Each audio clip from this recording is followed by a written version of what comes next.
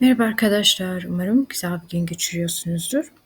In today's lesson, we're gonna learn about edilgen fiil, which is a term from Turkish grammar that translates to passive voice, and it's used to indicate that the subject of the sentence is acted upon rather than performing the action. To form edilgen fiil, we need to add some certain suffixes to the verb stem. Let's begin the lesson.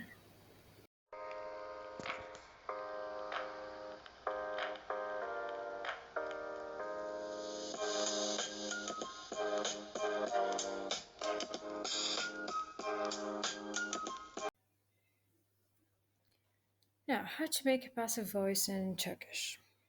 We're going to take the fiil kökü, which is a verb, add some certain suffixes to the verb, either ne harfi, or n, or il, followed by the zaman suffixes, which depends on the verb tense, whether it's in past, or present, or future tense. Now, how to know which one to use as a suffix, like ne or n or il? The ne harfi, I'm going to use it with sesli harf, which indicates the vowels.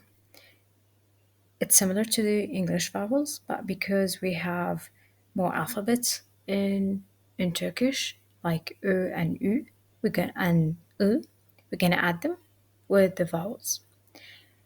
If we have a sessiz harf, which means a constant, the remainders from the alphabets, we're going to use n or il. The last one, if the verb ends with le harfi, l, we're going to use either un, in, un, ün. Like we have almak, which means to take, it will become alındı in the past tense. Alındı for the past tense. Let's say I want to make it in present, it will become alınıyorum. Alınıyorum. Bilmek, to know, will become bilindi. Bilin. D for the suffix for the verb tense that indicates the which tense, which is in the past. Bulmak, to find, will become in the passive bulundu. This case, if the verb, after removing the mak or mek, if it ends with le harfi, I'm going to use these suffixes. Now, let's see what is the passive voice in Turkish, how it will come. Kapı açıldı. I have ç harfi, which is a constant. Aç, so I'm going to use either açıldı or açıldı. We make it as açıldı. Açıl. The door was opened. Yemek hazırlandı. Hazırla. This is the verb, hazırla. So a harfi, it's a vowel. That's why I used only ne harfi. Hazırlandı. The meal was prepared. Kitap yazıldı. The book was written. From yaz, z harfi, it's a constant, so I'm going to use either un or il. In this case, yazıldı. Ödev tamamlandı. The homework was completed. Tamamla. A harfi, it's a vowel. So just add ne harfi as a suffix to make it as a passive. And it will become tamamlandı. Hediye verildi. The gift was given. Ver, re harfi, it's a constant. So either I'm going to use un or il. Verildi. Why did I use il, not il? Because I have e harfi. E harfi always takes e as a suffix. A harfi always takes I. And that's it. Now let's read these sentences. Each sentence, the first one, will indicate the subject with the verb that he did. The second one, only the verb without knowing who did it. The third one, we're going to try to combine them, like combining the passive voice with indicating who did it. Let's see. Polis hırsızları yakaladı. The police caught the thieves. They captured them, they caught them. The second one, hırsızlar yakalandı. Yakala, A harfi will take ne? Yakalandı. Thieves were caught or were captured, but it doesn't tell me who did it.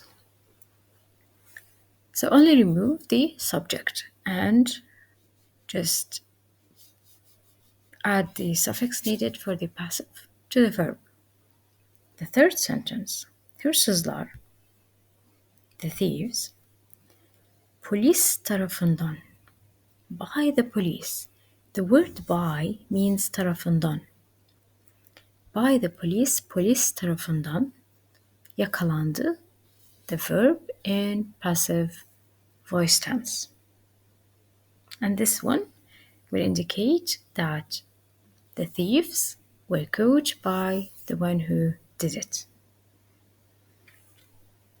Babam evi sattı. My father sold the house. So I want to say it that the house was sold without knowing who did it. Ev satıldı. Sat, T harfi will take il because it's a constant, it's not a vowel. Satıldı.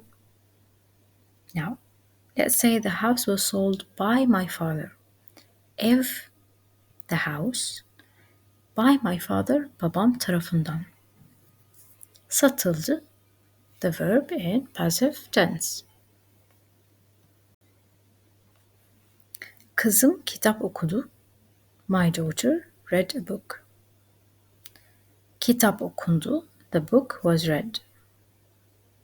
Without knowing or indicating who did the reading. Kitap, kızım tarafından okundu. The book was read by my daughter. Öğrenciler sınavı geçti. The students passed the exam. Now I want to say it as the exam was passed without knowing or indicating the person or the people who did it. Sınav geçildi. Geç. Ş harfi is a constant, so either I'm going to add n or ı. E harfi in geç, it will take il. So that's why I say it geçildi.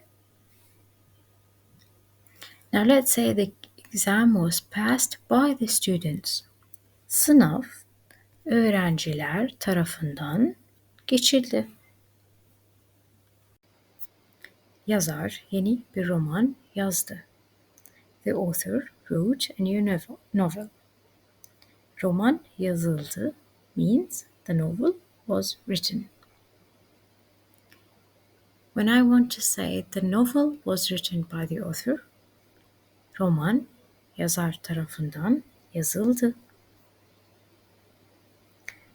Garson masayı hazırladı. The waiter prepared the table. Masa hazırlandı. The table was prepared. Now let's say the table was prepared by the waiter. Masa garson tarafından hazırlandı.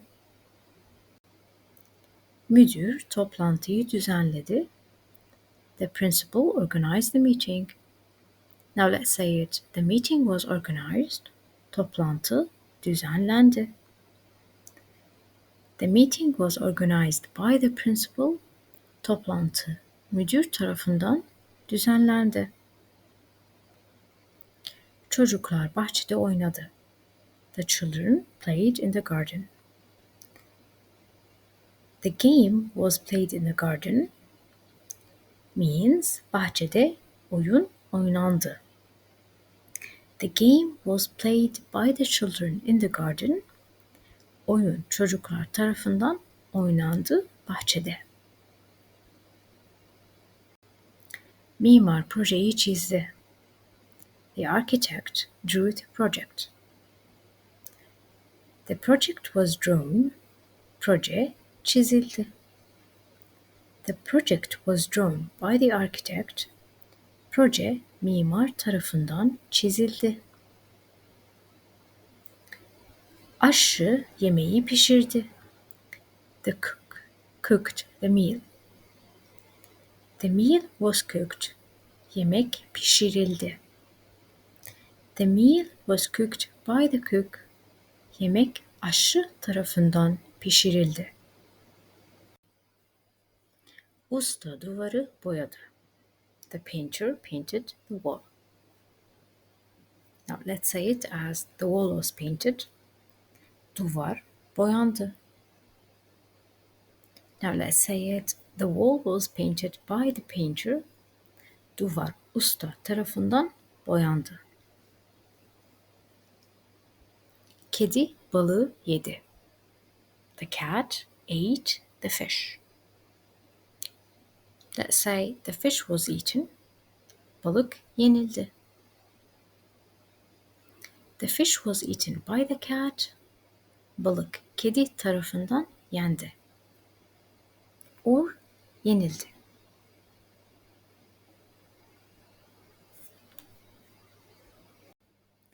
Ahmet resim yaptı. Ahmet made a picture. A picture was made. Resim yapıldı. A picture was made by Ahmet. Resim Ahmet tarafından yapıldı. Aile pikniğe gitti. The family went on a picnic. The picnic was made.